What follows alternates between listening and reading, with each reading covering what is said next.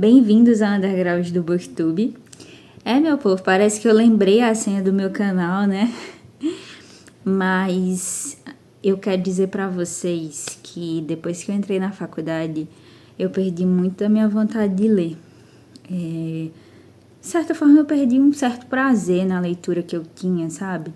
A faculdade me tirou muito isso. Mas eu acho que, naturalmente, em algum momento eu vou me acostumar. E eu quero falar aqui pra vocês sobre os livros que eu li. Nesse tempo que eu fiquei parada, que foram poucos, assim, eu tinha uma média de leitura de 50 livros por ano. Então, a essa altura, eu já teria lido uns 25 livros e eu li 13 livros esse ano. E eu vou falar aqui pra vocês sobre os que eu não conversei com vocês. E, assim, algumas coisas que eu quero deixar claro é que eu não estou mais na casa que tem a minha biblioteca, né? Então, eu tô com pouquíssimos livros aqui. Então, muitos livros eu li em e-book. E então eu vou botando a foto dos livros. Se Deus quiser, eu vou conseguir trazer os meus livros pra cá, porque tô com muita saudade da minha biblioteca, vocês não têm noção. Eu quero dizer pra vocês também que uma das coisas que me ajudou a não ficar sem ler nada foi criar um clube do livro. Então eu criei um clube do livro, que é o meu clube chama Analfabetos Funcionais. E a primeira leitura que nós fizemos foi Gente Pobre, do Dostoiévski, que eu vou falar aqui. E agora nós estamos com a leitura de Hamlet em andamento. Eu escolho um tema todos os meses e aí o pessoal vai e vota no livro que eles querem referente àquele tema. Então, tanto Gente Pobre quanto Hamlet ganhou pela votação. No momento, a meta dessa semana é terminar o ato 2 de Hamlet e ler a primeira cena do ato 3. Então, quem quiser entrar ainda, quem tiver o interesse, né, de participar do meu clube, eu vou deixar um e-mail aqui na descrição e vocês podem me mandar mensagem por lá, que eu coloco vocês, tá? Então, é isso, gente. Eu vou começar falando. A primeira leitura que eu fiz, então, nesse tempo que eu fiquei parada, foi justamente a leitura do meu clube do livro, que eu quero falar pra vocês, que foi Gente Pobre, do Dostoiévski. Esse foi o primeiro livro do Dostoiévski, né, que ele escreveu. Então, eu estudei algumas coisinhas sobre como que foi esse período que ele escreveu esse livro. Ele tinha umas ideias mais socialistas, e aí depois que ele foi preso, né, que ele foi quase morto, quase executado, e aí ele... O tom dos livros dele teve uma mudança, né? E aí eu também acabei gostando desse livro, mas não tanto quanto eu esperava. Nesse livro a gente vai ter a história de dois personagens, que é o Maca e a Varienka, acho que é isso. Eu sou muito ruim com o nome de personagens. E eles trocam cartas, a gente descobre ao longo da narrativa que eles têm um certo grau de parentesco e que eles moram próximos um ao outro. E o título é muito autoexplicativo, porque realmente são duas pessoas pobres que acabam tendo uma firmeza emocional um no outro, e ele vai morar numa pensão bem deprimente, onde ele vai dever várias vezes a governanta dele, a senhoria dele, e a gente vai descobrir que aconteceu alguma coisa no passado dela que manchou a honra dela, e que ela mora com uma amiga. Não ficou muito claro pra mim o que é a Fiodora, se não me engano é esse o nome dela, é dela, mas elas moram juntas e elas costuram pra sobreviver. O Maca, que é um funcionário público de baixíssimo escalão, acaba ajudando ela às vezes, sem nem poder. E a gente vai ter as trocas de cartas entre eles. A gente descobre que a Varienka, no passado, ela morava na zona rural, né? E quando ela vai para a zona urbana, a família dela tem uma mudança muito grande de vida. O pai dela acaba falecendo, depois a mãe dela falece. Mas antes da mãe dela falecer, ela passa um tempo morando com a parente rica do pai dela, que é a Ana Feodorovna, algo assim. E essa mulher, aqueles ricos... é a famosa religiosa, né, de aparências, então ela se acha muito boa por estar ajudando elas, mas na verdade passa a humilhá-las, porque elas não têm dinheiro, porque elas não vão beneficiar.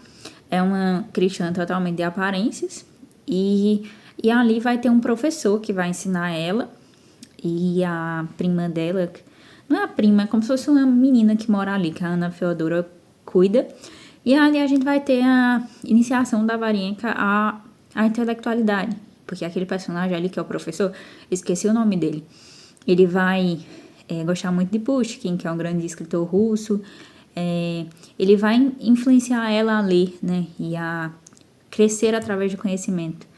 E também nós temos o pai dele, que é uma figura muito interessante, que é, de certa forma, um bêbado, assim, eu vou dizer, porque ele aparece ali, ele quer agradar o filho, mas ao mesmo tempo ele não tem uma mudança de vida. E aí nós vamos ver, né, ao longo de toda a obra, a questão do conhecimento sendo usado diante dessas pessoas. Acontece ali um momento muito importante para a obra, através desses personagens que envolvem esse professor. A gente vê que a Varenka vai criando um sentimento por ele, que possivelmente é romântico, mas que nem ela percebe isso. E aí temos um ponto crucial ali na história, que é bem triste. Depois eles continuam trocando essas cartas. E aí você vai ter ele... o Maka, ele, em certo momento, você vai perceber que ele é muito ligado à aparência. Por mais que ele seja muito pobre, ele se importa muito com o que as pessoas pensam. E tem uma frase que é quando o título do livro é citado, pelo menos nessa edição da 34, que fala assim: gente pobre é muito caprichosa. Eu lembro que eu comentei no meu clube do livro que eu lembrei muito da Rochelle, do Todo Mundo Odeia o Chris, porque ela era pobre, mas ela se importava muito com que as pessoas pensassem que ela não era tão pobre assim. E sempre gostava de mostrar para os outros que tinha muito. E aí o Makara acabou me lembrando muito, né? Gente pobre é muito caprichosa, realmente liga muito para as aparências. E ao mesmo tempo, querendo ou não, essas aparências vão importar ali para a maneira que você é tratado. A sociedade é assim, ela é muito de aparências, né? A gente sabe que a aparência, querendo ou não, é algo que importa para as pessoas, e nem todo mundo tem o direito, assim dizendo, de não se importar com as aparências. E eu acho que se eu me importasse mais com a minha aparência, eu teria muito mais seguidores no YouTube, sendo bem sincero. Mas eu realmente não me importo, e eu não ganho minha vida através disso aqui. Quem sabe se eu tivesse esse projeto, eu viria aqui mais elegante, mais comportadinha, porque eu teria mais seguidores, eu falaria mais bonito, como as pessoas querem ouvir. E como já me criticaram aqui nos comentários dos meus vídeos, falando que eu falava muita gíria. Aí nós temos o decorrer da história e a gente vê uma mudança em relação a um desses personagens, que vai ser uma mudança de vida, e de que certa forma o mesmo caminho que levou à ruína vai levar a uma redenção de um desses personagens, né? E acaba que há um corte aqui de sentimento. Eu não quero falar muito porque eu não quero dar spoilers para ninguém, mas no geral é um livro do Dostoiévski que eu gostei porque as temáticas são muito relevantes. A maneira que ele trata, né, essa dificuldade de ascensão social que acontece nessa Rússia aqui, que nessa época ainda era czarista, mas também eu não sei o que tá acontecendo com o meu celular, que fica escurecendo a tela, gente, por isso que eu tô tocando aqui, depois eu vou tirar isso. E como que essas pessoas tinham dificuldade de sair desse padrão social que viviam, né? E ao mesmo tempo esse personagem ele vai se afundando de uma certa maneira, que eu não vou dizer como, justamente por estar nesse estilo de vida e só piorando ainda mais esse estilo de vida. Eu gostei das temáticas que o Dostoiévski traz aqui, mas eu não gostei muito da escrita, justamente por ter um sentimentalismo exacerbado. É a mesma coisa que me incomoda, por exemplo, em obras como do José de Alencar. Então tem o Maka, ele é muito exagerado, minha pombinha, meu amorzinho, essas coisas. Então acaba sendo um livro muito açucarado. Eu entendo toda a questão usada aqui, mas não é para mim um dos melhores livros que eu já li do Dostoiévski. Então para mim ele é um livro razoável. Eu dei 2,5 para ele, mas eu acho que é super válido que você leia, tanto porque gosto é individual, mas também porque nós vamos ver a mudança do autor, como ele começou como escritor e como ele foi mudando ao decorrer do tempo, né? Então, eu acho que é uma leitura super válida. Eu li Quem Matou Meu Pai, do Edward Louis. Esse autor, ele ficou muito famosinho aí. E ele é totalmente difícil você falar de Edward Louis e não lembrar de Annie Ernaux, porque eles dois vão fazer essa questão da autoficção, ou seja, são narrativas que vão contar a própria vida deles, né? E eu vou dizer que eu achei bem abaixo do esperado. O Edward Louis ficou famoso aí nos últimos dias porque ele falou mal da Helena Ferrante. E para uma pessoa que fala mal da Helena Ferrante, ele tem uma literatura bem abaixo do esperado e a Helena Ferrante é muito superior, pelo menos do meu ponto de vista. Porque aqui ele vai fazer uma autoficção, mas a Annie Ernaux tem uma vida muito mais interessante do que a dele. Ele vai falar da relação dele com o pai dele e vai falar como que o pai dele reprimia todas as características de feminilidade que ele tinha, e como o pai dele se apresentava com rigidez em relação a isso, né? Ele vai relatar alguns fatos, do dia que ele fez quando era criança, encenou uma apresentação de um grupo e ele era vocalista e o pai dele se incomodou, essa relação dele com a homossexualidade e a forma que o pai dele via isso, né? Mas, inclusive, ele inicia a história contando que vai visitar o pai dele, e o pai dele tem dificuldade para andar, entre outras coisas. Aí o ponto é, o nome do livro, né? Quem Matou Meu Pai. Esse nome, ele vai explicar no final. Basicamente, ele vai fazer uma crítica ao governo francês, que é o governo de Macron, na época, e falar que, basicamente, o sistema de saúde público da França e as políticas prejudicavam totalmente pessoas que nem o pai dele, fizeram com que ele chegasse nesse ponto. Então, tipo, quem matou o pai dele foi o governo com as coisas que foram prejudicando os mais necessitados. Ele fala que chega um momento aqui que o pai dele tem que trabalhar de lixeiro, se eu não me engano. E aí eu fiquei feliz, tipo, nossa, ele tá criticando Macron, porque ele claramente é uma pessoa de esquerda, né? Eu falei, ele tá criticando Macron, né? Mas aí no final, ele dá a entender que a solução pra tudo isso era a Revolução Comunista. Aí eu já fiquei assim, tipo, tá, né?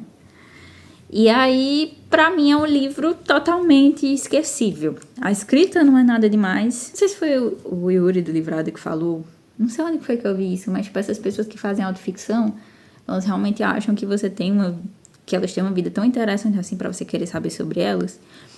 E eu até gostei das críticas que ele traz no final, mas tipo assim, sabe aquele negócio de que tipo, não é tudo isso? As pessoas colocam esse autor lá em cima, mas ele não é nada demais. Sabe? Não é nada demais mesmo, assim. Eu acho que é totalmente pertinente ele fazer o que ele quiser em termos de literatura, mas não é incrível, principalmente para ele criticar Helena Ferrante. O último que eu li, que foi o Legalistas em Recuperação, o subtítulo é Pare de construir muros onde Deus criou pontes. Onde Cristo criou pontes, da Francine Veríssimo. Esse livro me interessou muito porque eu me considero uma legalista em recuperação. Porque muitas vezes o legalismo é você acreditar que você é justificado perante Deus através da lei de Cristo.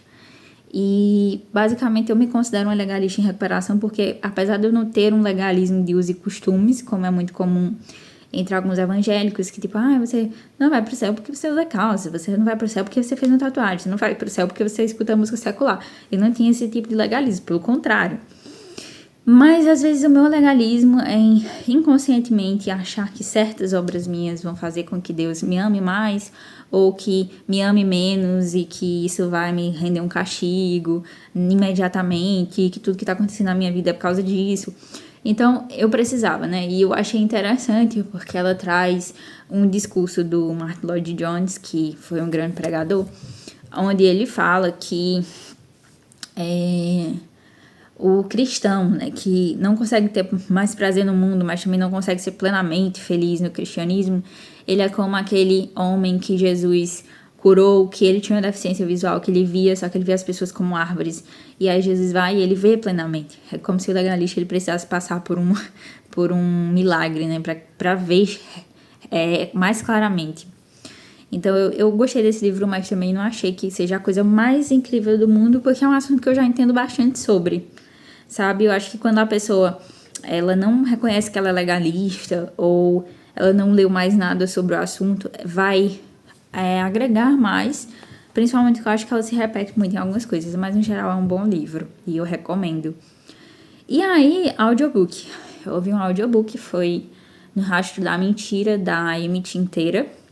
Não é o tipo de livro que eu costumo ler, eu não sou muito fã de thrillers, eu nem lembro a última vez que eu consumi algo do tipo. Mas audiobook não é todo livro pra mim que funciona em audiobook, porque audiobook, por exemplo, eu não ouço clássicos em audiobook porque eu acho que você perde muito na escrita. Eu não gosto de ler livros que têm uma cronologia irregular. Eu gosto de ouvir em audiobook livros que têm escrita simples e que dá pra você entender bem. E eu sinto que esse tipo de livro de literatura de entretenimento ele funciona melhor em audiobook do que um livro mais elaborado. E aqui nesse livro a gente vai ter uma moça, não vou lembrar o nome dela agora. Ah, Lucy, o nome dela. Que ela é acusada de ter matado a amiga dela. Só que ela não lembra de nada do dia do ocorrido. E aí está sendo feito um podcast chamado No Rastro da Mentira. Eu acho que o que torna esse audiobook legal de ouvir é justamente porque tem as partes como se fosse um podcast mesmo. E foi o que me chamou a atenção quando eu ouvi falar desse livro. E eles estão tentando investigar. Esse podcast, que é comandado por um cara chamado Ben, tá tentando investigar o que aconteceu, né? Se realmente a Lucy tá falando a verdade quando diz que não lembra, ou se aconteceu outra coisa. E aí nós vamos acompanhar isso. Ela mora numa cidade grande, acho que é em Los Angeles, e ela vai para essa cidade pequena onde aconteceu esse ocorrido e onde está sendo feito o podcast, porque a avó dela chama ela para o aniversário. E a avó é uma das que acredita que ela é inocente, a mãe e o pai dela não acreditam que ela é inocente e a boa parte da cidade também não acredita que ela é inocente. Então nós vamos acompanhar esse podcast, entrevistando várias pessoas, o ex-marido dela, pessoas que ela conviveu no colégio, como era a relação com essa amiga, que é a Sev, que ela supostamente matou. E aí nós vamos acompanhando, assim. Gente, é um livro bem ok, sabe? Tipo assim, dá pra dar umas 2 estrelas, é bem razoável. Por quê? O final não gostei muito, mas o audiobook também me incomodava às vezes, porque a voz da amiga, porque ela fica com... Ela tem meio com a alucinação, que é a amiga dela, na cabeça dela, e a voz da amiga é ridícula na cabeça dela. Eu acho que isso pra ler fica menos intragável. E a voz da avó também era insuportável no audiobook. Então, tinha alguns momentos muito cringe. Ela tem um certo envolvimento romântico com o cara que faz o podcast. Então, é bem abaixo do esperado, na minha opinião. Assim, é bem razoável mesmo. Eu acho que se fosse pra ler, eu não leria. Mas em audiobook é algo que eu ouvi, né? Então, uns 2 estrelas pra esse livro. Eu ouço em audiobook livros que eu acho que, como eu disse, dá pra ouvir. E livros que eu ou não quero ter físico ou não tenho certeza se eu vou gostar. E aí eu acabo indo pro audiobook. Então é isso, eu dei um resuminho aí pra vocês. No momento estou em andamento com a minha leitura de Hamlet. Venho falar sobre quando eu terminar. E... gente, eu acho que eu perdi o jeito de gravar vídeo. E que Deus abençoe todos vocês.